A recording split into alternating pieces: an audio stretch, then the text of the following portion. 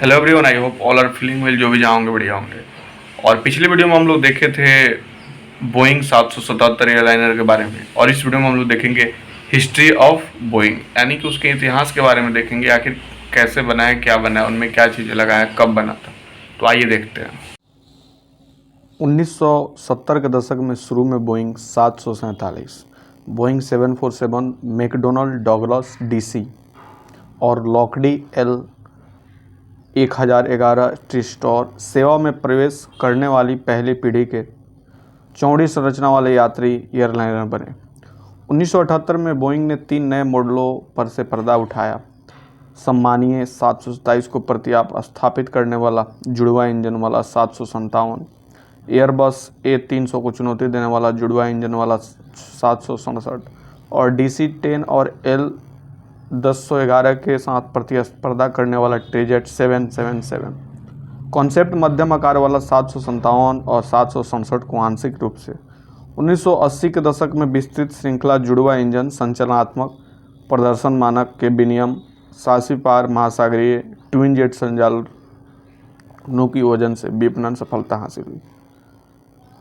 इन विनियमों के अनुसार जुड़वा इंजन वाले एयरलाइनर को आपातकालीन दिक् परिवर्तनीय हवाई अड्डों से 3 घंटे की दूरी तक महासागर को पार करने की अनुमति थी।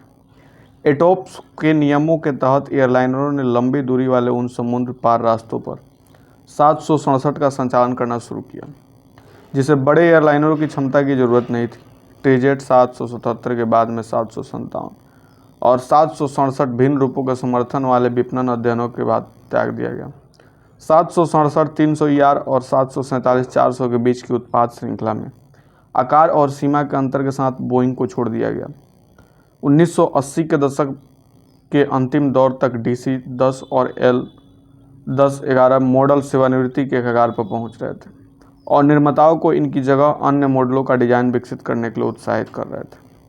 मैकडोनल्ड डगलस MD-111 पर काम कर रहे थे, जो कि DC-10 का एक विस्तृत और उन्नत संस्करण था, जबकि एयरबस और A340 को विकसित कर रहे थे। 1986 में बोइंग ने DC-10 जैसे पहली पीढ़ी की चौड़ी संरचना वाले एयरलाइनरों को प्रतिस्थापित विपणन का लक्ष्य लेकर और कंपनी की लाइनअप मौजूदा 767 और 747 मॉडल की पूर्ति के लिए अस्थायी तौर पर 767X नामक एक अभिवर्धित 767 के प्रस्ताव पर से पर्दा उठाया।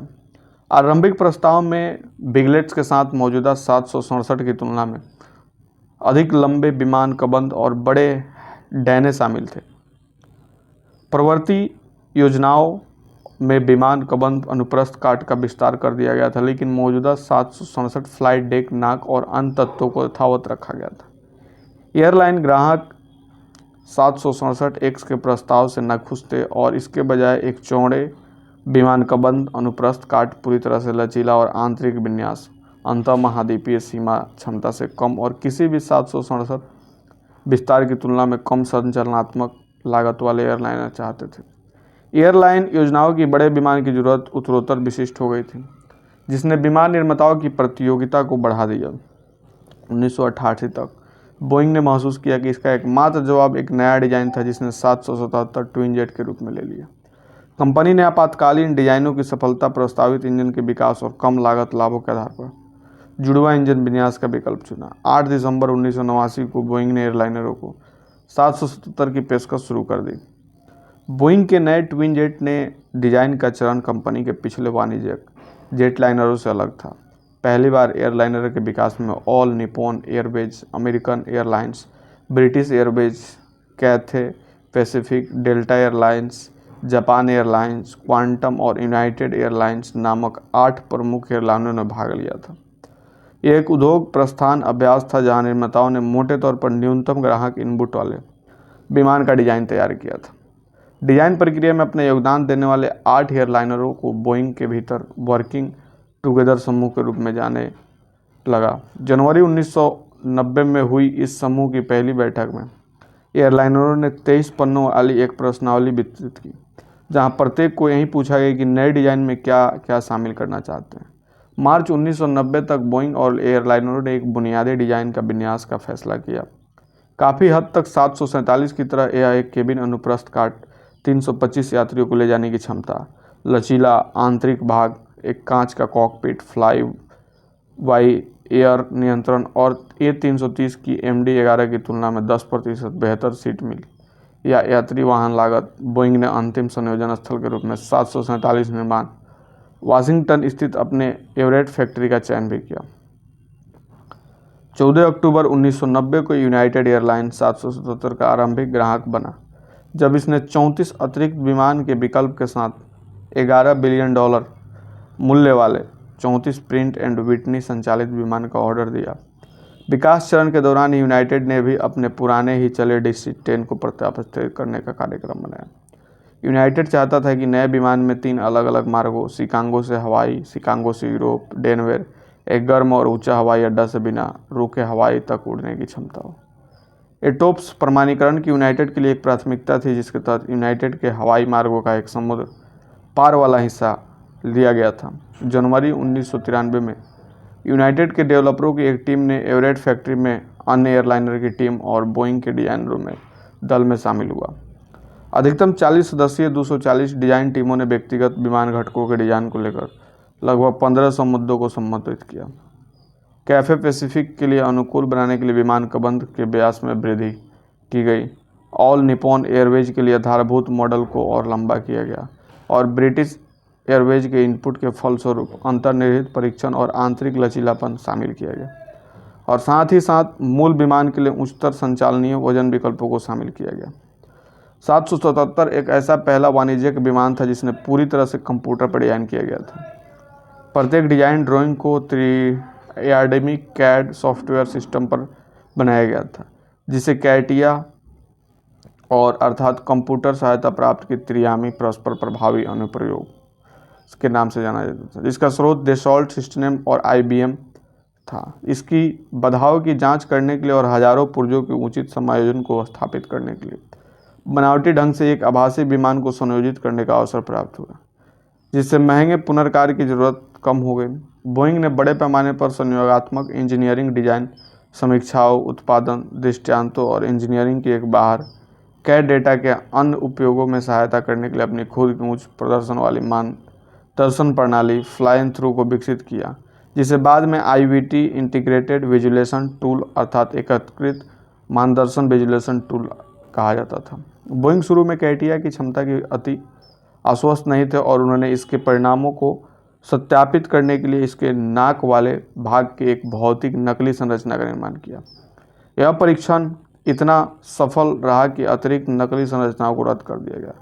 उत्पादन और परीक्षण की बात करें तो उत्पादन प्रक्रिया में एक बोइंग जेटलाइनर के लिए एक बेमिसाल दर्जे की वैश्विक उपनुबाधीकरण के समय पर्याप्त अंतर्राष्ट्रीय सामग्री शामिल थे, जिसे सिर्फ प्रवर्ती 787 द्वारा अतिक्रमित किया गया था। अंतर्राष्ट्रीय योगनकर्ताओं में Mitsubishi हेवी इंडस्ट्रीज और कवासाकी हेवी इंडस्ट्रीज, विमान कबंध panel, Fuji heavy industries limited, Hawker de, Havilland और एरोस्पेस टेक्नोलॉजी ऑफ ऑस्ट्रेलिया शामिल थे। जापानी एरोस्पेस ठेकेदार के नेतृत्व करने वाले जापान एयरक्राफ्ट डेवलपमेंट कॉरपोरेशन और बोइंग के बीच हुए इस समझौते के तहत संपूर्ण विकास कार्यक्रम 20% के लिए प्रवर्ती जोखिम की भागीदारी करने वाले भागीदार का आगमन हुआ था। मॉडल का शुभारंभ 3 निर्माताओं general electric, print and Whitney और रोल्स रॉयस के प्रणोदन विकल्पों के साथ किया गया था, जिससे एयरलाइनरों को प्रतिस्पर्धा कंपनियों ने अपनी पसंद के इंजन मिल गए। प्रत्येक निर्माता दुनिया के सबसे बड़े ट्विन जेट को शक्ति संपन्न बनाने, उच्चतर थ्रस्ट क्लास को 77,000 पाउंड बल के इंजन का विकास करने के लिए राजी थे। अपने नए एयरलाइनर के उत्पादन को अनुकूल बनाने के लिए बोइंग ने 2 नए असेंबली लाइनरों को अर्थात संयोजन विधियों के लिए जगह उपलब्ध कराने के लिए लगभग $1.5 बिलियन की लागत पर एवरेट फैक्ट्री के आकार को दोगुना कर दिया था।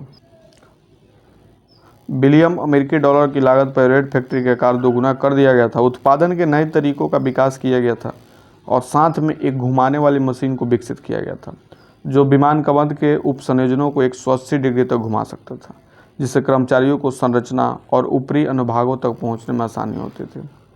पहले विमान का प्रमुख संयोजन कार्य 4 जनवरी 1993 को शुरू हुआ था। उत्पादन कार्य के आरंभ तक इस कार्यक्रम को 118 फॉर्म ऑर्डर मिल चुके थे और साथ में 10 एयरलाइनरों से 95 ऑर्डर मिलने का विकल्प खुला था। इस कार्यक्रम में लगभग बोइंग की तरफ से 4 बिलियन अमेरिकी डॉलर से भी ज़्यादा और आपूर्तिकर्ताओं की तरफ से अलग से अलग 2 बिलियन अमेरिकी डॉलर का निवेश किया गया था। 9 अप्रैल 1994 को प्रथम 777 लाइन नंबर डब्ल्यू आमंत्रित मेहमानों के लिए जगह की व्यवस्था करने वाले दिन के दौरान आयोजित 15 समारोहों की एक श्रृंखला में चालू किया गया। पहली उड़ान 12 जून 1994 को मुख्य परीक्षण विमान चालक जॉन ई कैसमैन की कमान के तहत भरी गई थी। यह 11 महीने की एक उड़ान परीक्षण कार्यक्रम के शुरुआत की निशानी थी, जिससे मकसद पिछली किसी भी बोइंग मॉडल के कार्यक्रम की तुलना में अधिक व्यापक होता था। General electric, freight and Whitney और रोल्स रॉयस इंजनों वाले 9 विमानों की उड़ान का परीक्षण कैलिफोर्निया एडवर्ड्स एयरफोर्स बेस के रेगिस्तानी हवाई अड्डे से लाकर अलास्का के काफ़ी ठंडे इलाकों में किया गया था। एटॉप्स की ज़रूरतों को पूरा करने के लिए 180 मिनट वाले एंकल इंजन वाले 8 परीक्षण उड़ानों का प्रदर्शन किया गया था। प्रथम निर्मित विमान का इस्तेमाल 1994 से 1996 तक बोइंग के गैर विनाशात्मक परीक्षण अभियान में किया गया था। 200 ER और 300 कार्यक्रमों के लिए डाटा उपलब्ध कराया गया। उड़ान परीक्षण के सफल समापन पर 777 को 19 अप्रैल 1995 को संघीय उड़ान प्रशासन और संयुक्त उड़ान प्राधिकरण द्वारा समकालीन उड़ान योग्यता प्रमाणीकरण को सम्मानित किया गया था।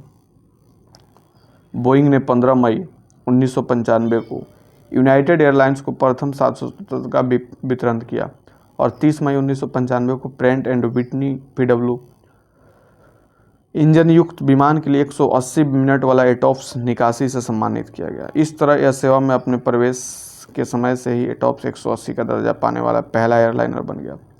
इसके बाद अक्टूबर में 2007 मिनट वाले अधिक लंबे एटॉप्स निकासी को मंजूरी दी गई। पहली वाणिज्यिक उड़ान 7 जून 1995 को लंदन के लीथ्रो हवाई अड्डे से डॉसी के वाशिंगटन के पास डेवल्स अंतर्राष्ट्रीय हवाई अड्डे तक भरी गई। 20 नवंबर 1995 को बोइंग ने ब्रिटिश एयरवेज को जनरल इलेक्ट्रिक जीवीएस इंजन वाले पहले मॉडल का वितरण किया, जिससे 5 दिन बाद वाले विमान को सेवा के लिए प्रयोग में लाया गया। आरंभिक सेवा पर गियर बॉक्स बेयरिंग आवरण के मुद्दों पर असर पड़ा, जिसकी वजह से 1997 में एयरलाइन को पार अटलांटिक सेवा से अपने 777 उड़ान को अस्थायी तौर पर बंद करना पड़ा। ब्रिटिश एयरवेज का विमान उस साल बाद में फिर से पूरी तरह से अपनी पूरी सेवा प्रदान करने लगा और बाद में जनरल इलेक्ट्रिक ने इंजन उन्नयन का भी घोषणा किया। प्रथम रोल्स रॉयस ट्रेंट 1887 संचालित विमान का वितरण 31 मार्च 1996 को थाई एयरवेज इंटरनेशनल को किया गया था। जब शुरू में एयरलाइनरों ने विकसित किया गया 3 बिजली घरों को शुरू करने का काम किया। प्रत्येक इंजन विमान समायोजन के सेवा में प्रयोग समय से ही एटॉप्स 180 प्रमाणीकरण को सुरक्षित कर लिया गया। जून 1997 से लेकर 777 के लिए 25 एयरलाइनरों की तरफ से 323 ऑर्डर मिल चुके थे, जिसमें संतुष्ट शुरुआती ग्राहक भी शामिल थे, जिन्होंने अतिरिक्त विमान का ऑर्डर दिया। संचालन प्रदर्शन डेटा से लंबी दूरी वाले पार महासागरीय मार्गों पर ट्विन जेट की अनुकूल अतिरिक्त बिक्री होने लगी। 1998 तक रवानगी 777 मॉडल का ऑर्डरों की संख्या 350 विमानों तक पहुंच गई थी। 2000 के दशक के अंतिम दौर में 777 ने एयरबस के योजनाबद्ध A350 XWE और आंतरिक रूप से 787 के प्रस्ताव भिन्न रूपों की बाधित प्रतिस्पर्धा की संभावना का सामना है, जिनमें से दोनों एयरलाइनों में ईंधन क्षमता में सुधार लाने का वादा किया गया था। उद्योग की रिपोर्टों के अनुसार इस विमान को अंत में एक नए उत्पाद परिवार बोइंग एलोस्टॉन 3 द्वारा प्रतिस्थापित किया जा सकता है, जिसे 787 की प्रौद्योगिकी का इस्तेमाल किया जाएगा। हिस्ट्री ऑफ बोइंग से रिलेटेड इन्फॉर्मेशन आपको कैसे लगे कमेंट करके बताएंगे। जल्दी मिलते हैं हम आपसे नेक्स्ट वीडियो में, तब तक के लिए बाय बाय।